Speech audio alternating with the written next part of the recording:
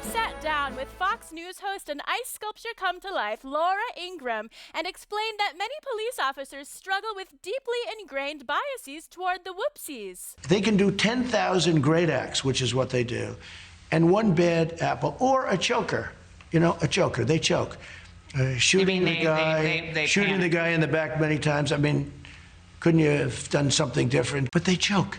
Just like in a golf tournament, they miss a 3-foot. You're not comparing it to golf because, of course, that's what the media I'm saying people choke. Now, Renee, you're an athlete. When you're at the free throw line, how do you calm yourself down enough so that you don't choke and accidentally shoot someone in the back 7 times? Well, that's where training comes in. When I'm at the free throw line, I'm not thinking about choking. I'm literally thinking about my routine and things that I practice so much that prepare me for that moment. So, I didn't know that there's terms called chokers and different things when it comes to policing, but in sports, you can choke. I just use my training to not do that. I'm not sure how police would feel about having training. Now, in a shocking expose, President Trump then revealed who is controlling Joe Biden's campaign. And it's exactly who your estranged uncle who just got escorted out of Lowe's said it would be. Who do you think is pulling Biden's strings? Is it former Obama People officials? that you've never heard of.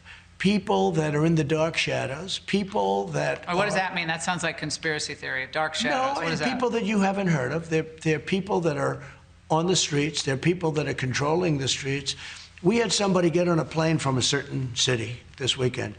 And in the plane, it was almost completely loaded with thugs wearing these dark uniforms, black uniforms with gear and this and that.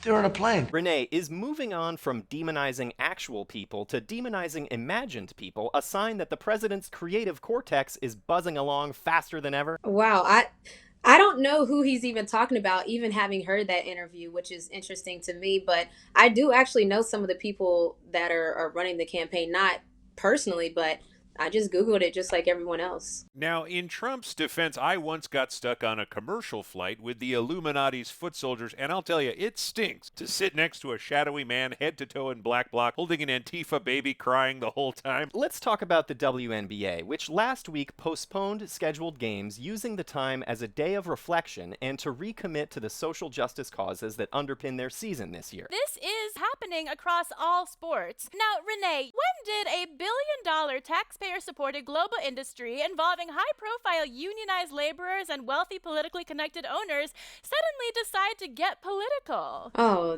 that's the thing. It's getting political. We were born black. So it's not a political thing for us. This is something that we've dealt with our whole life. We just decided to speak about it. Now, Renee, if you want to talk politics so bad, why don't we switch places for a day? You can sit here and try to rephrase things you've heard other people say so you can repeat them on TV, and I'll play professional basketball, and we'll see who has the harder job then. I would love to take you through some drills, and in turn, I could come have a seat in your seat because I think it would be pretty comfy. They do wife swap, right? Okay, we do some pretty intense vocal warm-ups, Renee, so Let's turn now to the most haunting news of the day. Through some sort of dark magic boiling up from the Earth's core, the fresh face of our inbred political class, Joseph Kennedy III, has failed to ascend to his divinely bestowed senatorial throne. He lost his race to the son of a milkman, hell-bent on seizing the Senate seat he's held for 8 years. Monster! I will not accept that blindly investing in a dying political dynasty based on vague, superficial principles is not the right thing to do. And his slogans were bulletproof. There was, I want this and I don't know why.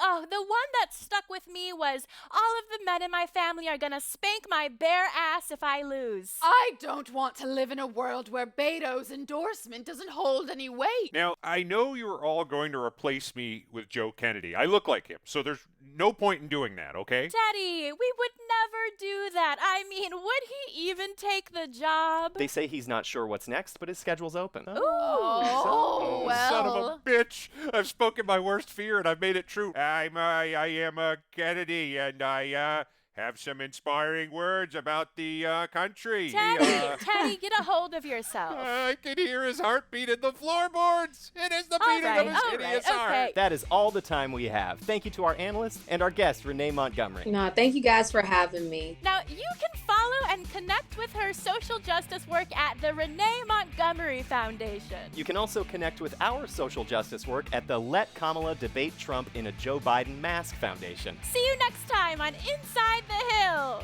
I think Joe Kennedy III is inside my molars right now. I have to remove him before he removes me. Put the pliers down. If we're going to replace you, it might be with Renee. She's the one you have to worry about, I think. Yes. Renee, what do you think about the capital gains tax rate? Because that's the rest of our week. That's Oh the topic. gosh, yeah. See, that doesn't sound any fun.